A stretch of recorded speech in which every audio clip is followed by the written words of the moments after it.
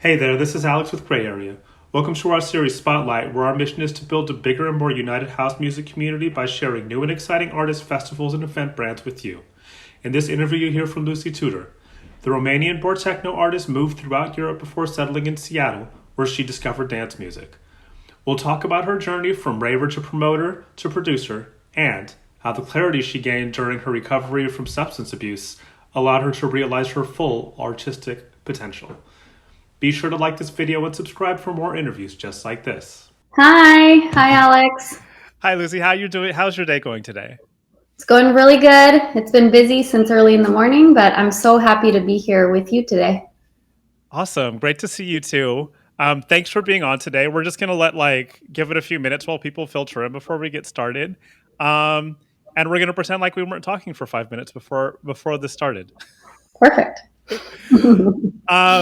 So you sent me. Did you have a release today? You sent me something, a Spotify link. Can you talk about that for a second?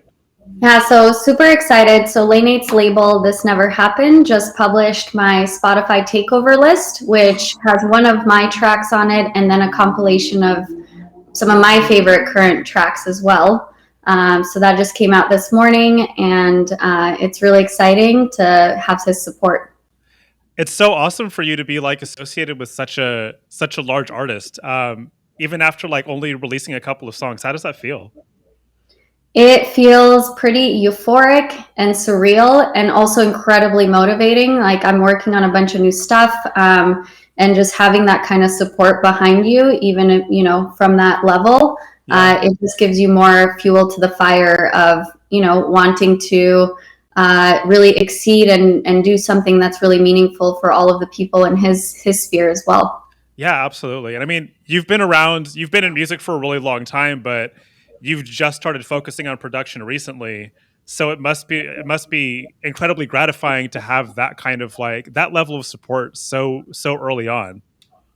It is. It really, really is. And especially like he is an artist that I've admired, looked up to. His level of production and the multitude of elements and just the incredible melodies that he creates are incredibly inspiring. So to have this opportunity to have his support and work with his label is, like I said, it's surreal and euphoric at the same time. That's so great. How did you guys meet each other? So it's a pretty amazing story. So I was hunkering down in Tulum producing tracks, and one of the tracks specifically, called Warrior, that I was working on, I was just scrolling through, quote unquote, digitally crate digging on Instagram and on all of the other avenues that I use. And I Yeah. came across a track and I listened to it and I was like, wow, this vibe and this kind of energy is sort of similar to what I've created. And I noticed it was on This Never Happened label. And so I had my team reach out to him and submit my track. And a few days later, it came back and he really loved it. So That's so awesome. That's like it's so great to have like a cold email go that well, especially in the music industry when you often feel like nobody is listening to anything that you do, or you may send an email off and you never get a response. So it's just so awesome that you were able to like hook up with him that quickly. I think the biggest thing about that, too, that feels really satisfying is that, I think as an artist, there's always some level of pressure of the level or the type of music you're going to create, And with this Yeah. one, I mean, with all of my tracks, but this one especially, I just tuned everything out, hunkered down in Tulum, took some really unique inspiration to create that track, and did something that feels pretty different and out of the box. And so to have that be the track that got picked up by him was just like the universe reinforcing that, what I have inside to share with the world is something worth sharing and can resonate with other people. That's beautifully said. And that's such a great feeling to know that like your work and your life's work is being appreciated by anybody, but also now that it's going to be out there in the world for so many people to enjoy. Yeah, thank you. Um, so I kind of want to go back because I always like to hear about what people's journey was like to get to this point. What are your earliest musical memories? So my earliest musical memory. So I was born in Romania, and I was born there during communism. Right. And so during that regime, it was like incredibly hard to get any kind of creative artistry, like movies, film, TV. Like people would live in a building, like an apartment building, and maybe only one person would have a TV. And if like one movie made it through, everybody would huddle around that TV and like watch it. And I remember whenever we would see like the Lionsgate, thing come on, like everyone would get excited, like, oh my gosh, this is a movie from America, and it's like going to be super special.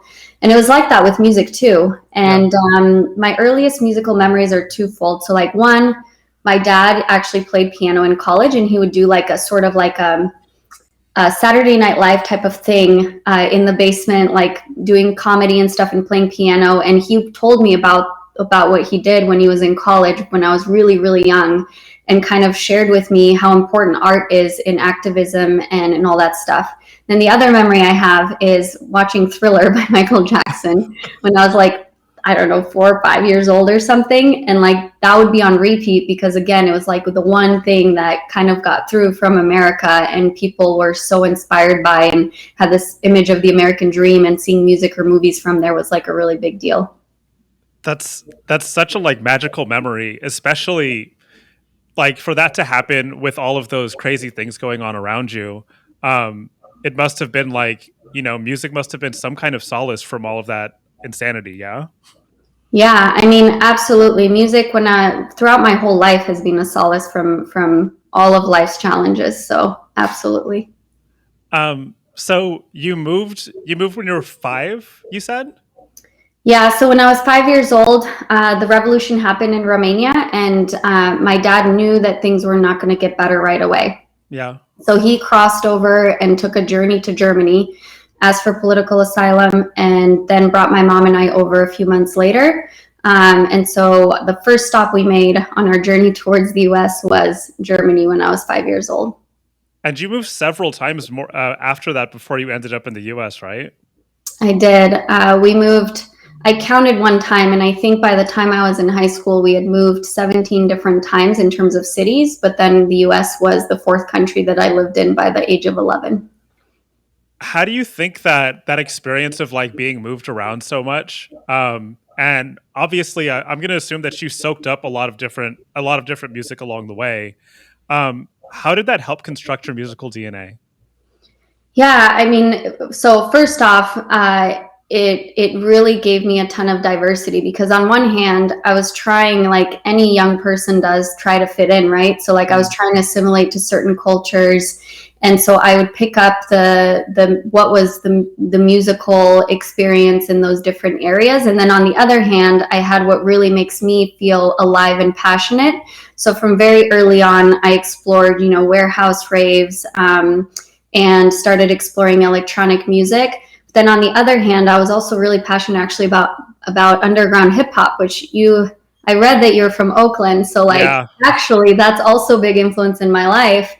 And then on top of that, when I think about constructing a set or production elements, because I'm so fascinated by other cultures or people in my community, as we call it, third culture kids, people that grew up in more than two cultures during developmental years. So I will actually sometimes go out and look up a country when I'm looking on a platform for music to see what is popping up in an obscure or different country that typically people might not give a voice to. Yeah. And I'll download and explore that music because I want to bring all the different voices from the world together.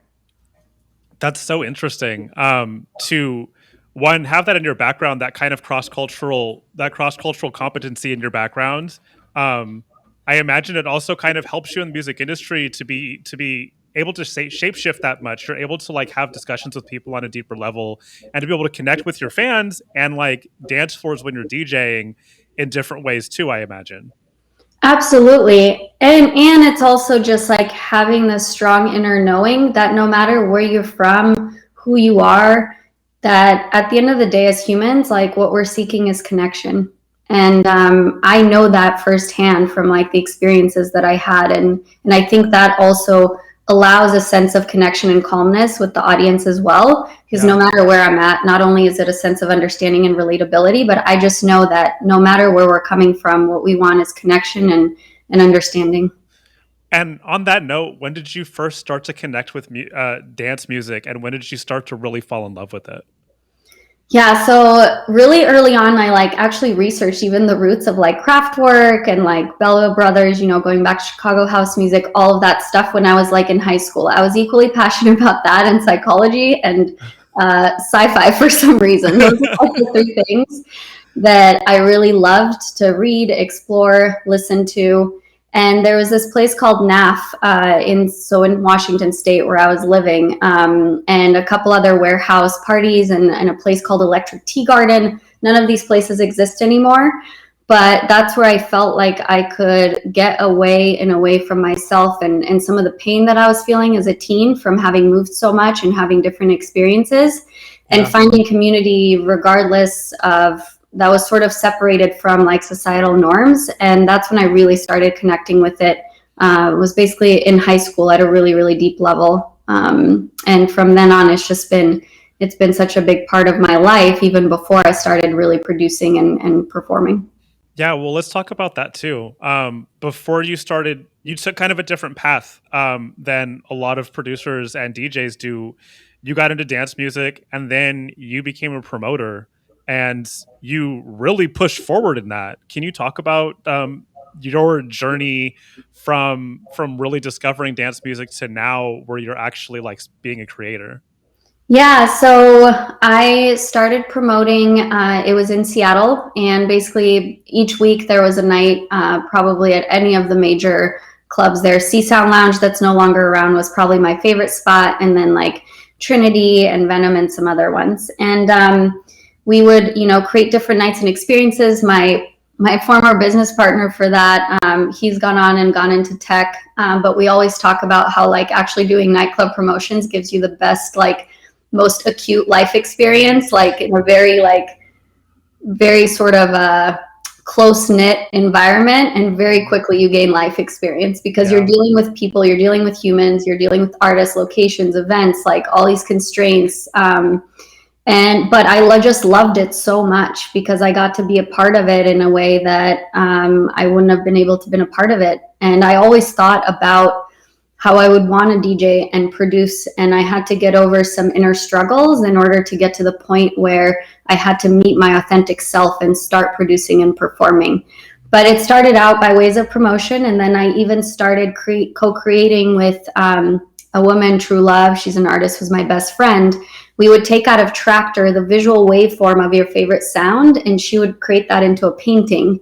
So we did that for a couple of years. So it was like I was always dancing around the idea of I want to do this and express myself through creating music and actually DJing. Yeah. But I was always dancing around it from a few different facets because there was some inner struggles that I had to get through in order to get to that point. Right. And then what changed in your life that made it possible for you to push through that and become a creator? Yeah, so huge milestone in my life. I just passed the 7 year mark, but I got into recovery from addiction, from substance use disorder. And what that really meant for me was meeting the darkest parts of myself, the parts of Mm. myself that I hadn't loved yet, and set everything else aside, expectations of myself, of other people had of me, and just hunkered down and focused on getting into recovery and rediscovering who I really am on the inside. And that started building self-love and confidence. Mm. And it really uncovered the inner courage that I had to just do things because I love them, without any expectation. And that's the thing. I started DJing and producing out of love for it and because it felt therapeutic. And it's the only time in my life where the chatter in my head really quiets down and I'm just Mm. able to focus on this. And that's been an incredible experience. And that's how it really started. It started because I wanted to do something that I loved by myself in my apartment, and with a few close people in my life that I asked to mentor me. So This is a point where me and you relate. I've been a lifelong musician, but when I first discovered dance music, I also struggled with substance abuse, and I always wanted to continue in music. And it wasn't until I put that behind me that I was able to move forward. So it's really inspiring to hear that, like, pushing through that and finding your authentic self and like really beginning to love yourself, you were able to push through that and then discover this new thing about yourself that you really loved. And the discovery of music, just for the sake of loving music, is truly special. Mm-hmm. Absolutely. And yeah, thank you so much for sharing that part of your story. I obviously didn't know that. And that's incredible to find other people that have gone through that, because coming out on the other side, as you probably know, shows you that there are infinite possibilities on the other side. And actually things expand more, because I have talked to artists that are like, oh my gosh, if I get through this, am I still going to be creative, like being in recovery? And actually it's like, yeah, like a lot of us are even more creative in our new journey. Absolutely. It only gets better because there's clarity and there's like this, you look back on that and you're like, I got through this and now I can push forward. I'm a better person because that happened to me. And again, the clarity that you experience afterwards is just incredible. Absolutely. So you've kind of touched on this before, but you've had a lot of day jobs in tech. How do you think your understanding of technology has made an advantage for you as a creator? So it's been huge. So what I juggled career-wise, starting career-wise, was actually managing and building technology teams of system engineers and software engineers. And what I would do is, because I was so fascinated with technology, which is obviously what a lot of production is, Right. I would actually ask the engineers that I had hired at these various companies to sit with me during lunch and actually explain, like, what is the system and what's going on the screen and how does like coding work. And even though I was, on the business side of it, I was fascinated by it. And I always loved building things. My dad's an engineer and a musician, as I mentioned as well. My mom was an engineer by trade before we came. So always been fascinating with building things, whether it's physical or in the digital realm. And so that also gave me the ability to be better at my job. But what's been amazing, how things come full circle, it's also given me the ability to pick up producing at a much faster, easier pace. It just makes sense to me. It does feel like I'm actually coding this like emotional experience, kind of like the Matrix or something. But that's so cool. It feels like, I'm coding and uncoding the emotional experience that I want to create for people. And that's how it feels when I'm working in Ableton or even with synths and things like that. It's the tinkering and like the building that has really helped me from that past job. I feel like that's something that producers often struggle with at the beginning too, is getting things to sound good. Because there's all these ideas swimming around in your head and getting them onto a screen. I mean, I was going to say onto paper, but that doesn't happen anymore. But onto a screen and out into the world is just really difficult at the beginning because it's hard to get them to sound good. So I imagine that like the fact that you can look at something and deconstruct it in that way is really advantageous to you. Yeah, I think that's definitely an advantage, but it's also just, again, I think this goes back to my healing and recovery journey, which teaches you to do things despite fear and concern and not future trip too much. And so while there are a lot of ideas swirling in my head, I'm like, that's okay. I can do them all, but I have to pick one to start with. It doesn't mean that I'm not ever going to do the other ones, because I think a lot of the struggle is actually just starting and then being satisfied enough that even if you don't feel like the thing is done, that you should just send it off. So I like that. So it's more about like just saying, like, I'm not saying no to everything else, but I'm just saying not now. And I need to start with one, get that off, and then, start with the other. And that helps me manage that inner dialogue that I think, from my experience, from what I've heard, happens to a lot of us. That's so great that you have that kind of focus. I'm a little bit jealous, to be honest with you. We have a question in the chat right now. What form of technology do you think will break into EDM next? For instance, the use of lasers and sets, etc.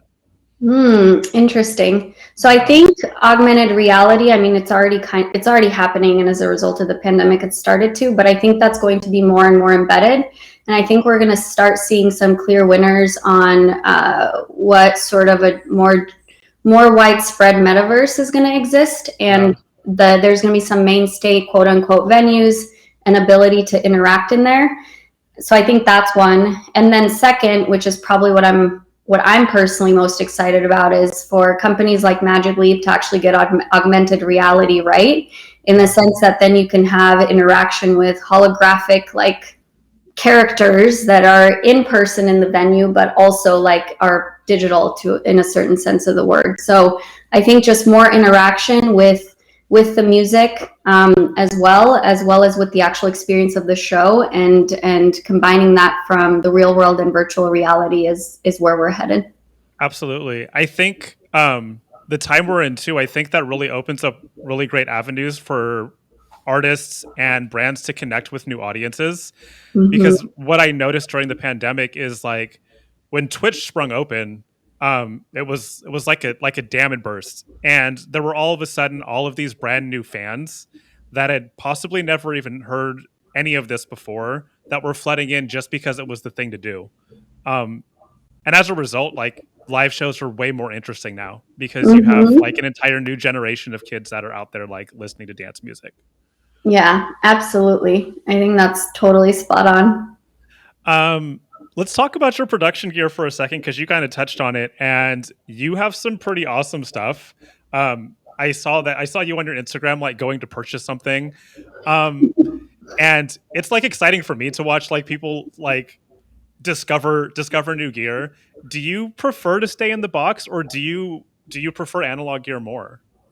So that's an interesting question because it's also a question of function and where I'm at. Mm, I mean, for me, the priority is to continue to create and push out as much as I can and get it out. And so it depends. Like if I'm on the road and stuff like that, it's obviously hard to move the analog setup, even though I've gotten some things that are pretty compact to a degree. right.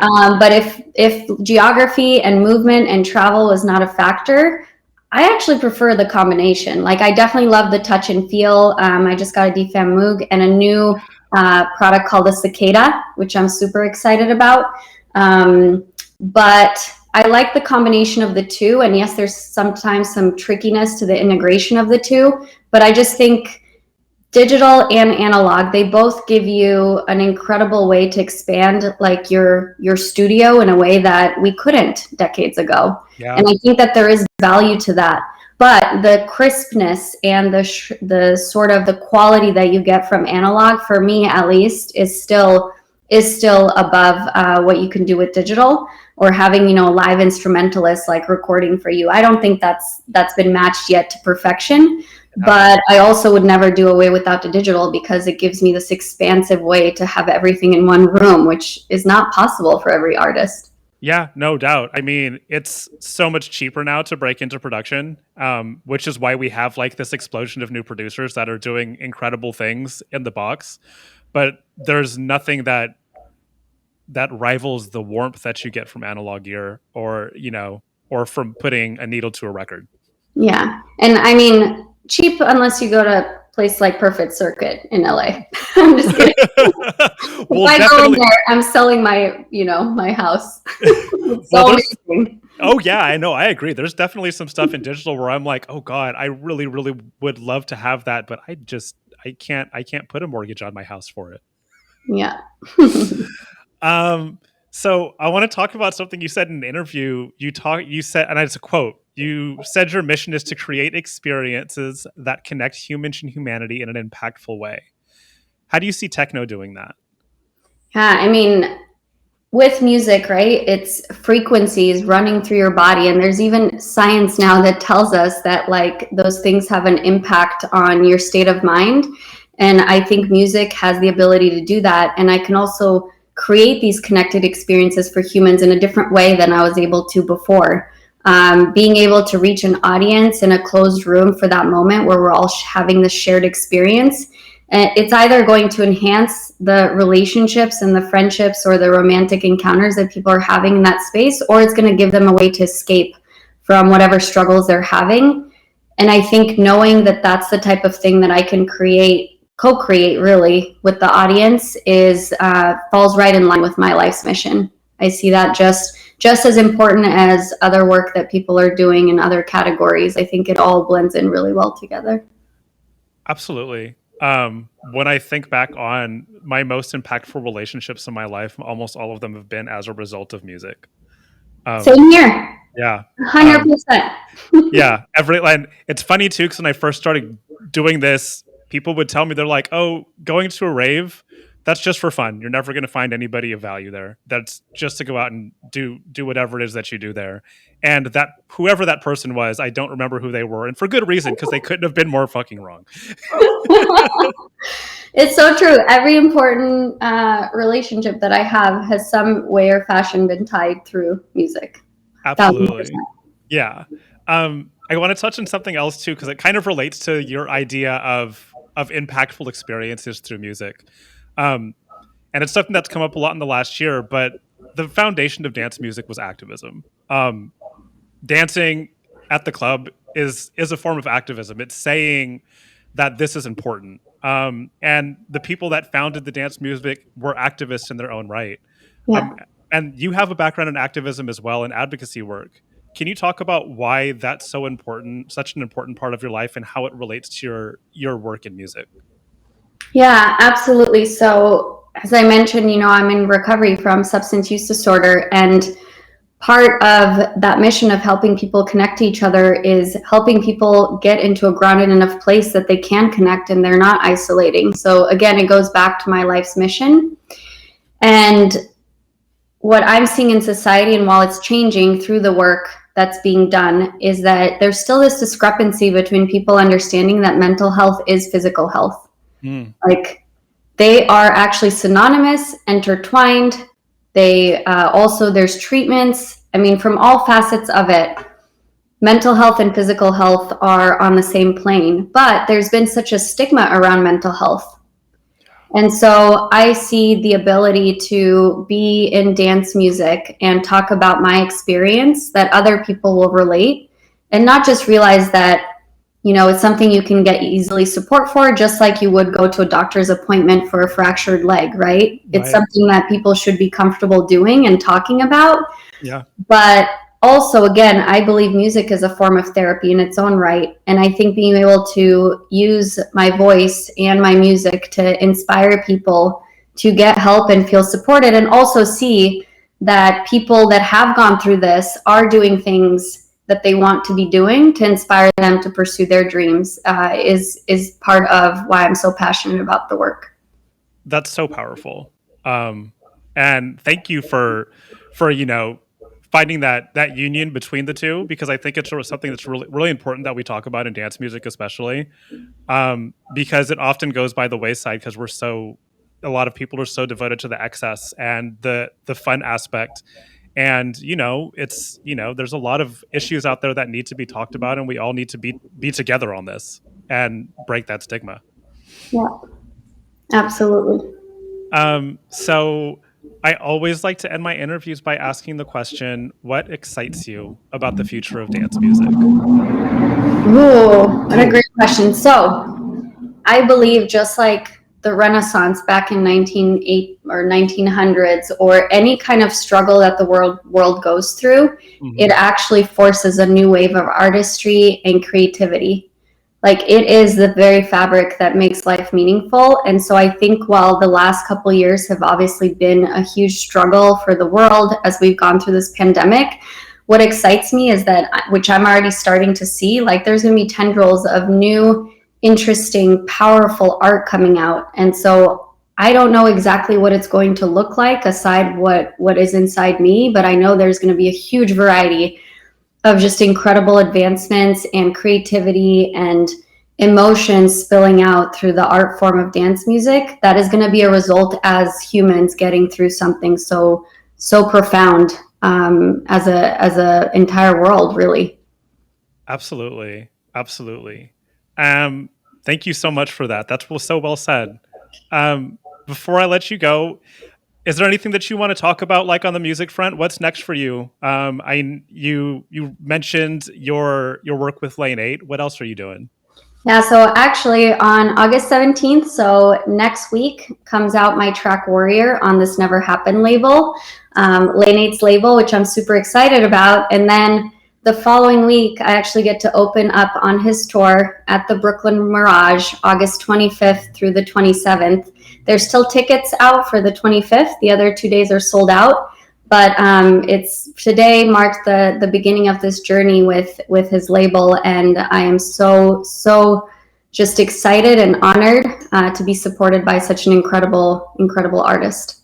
That's so awesome. I'm so happy to hear that. And the Brooklyn Mirage is like one of the best venues in the country. So what an amazing way to like start that journey is to like release, not just release on his label, but to like open up for him in one of the best venues that we have.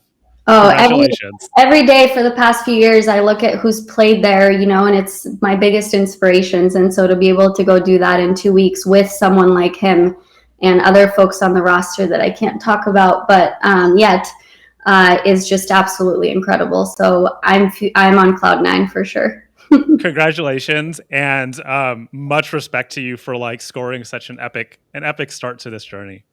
Thank you so much.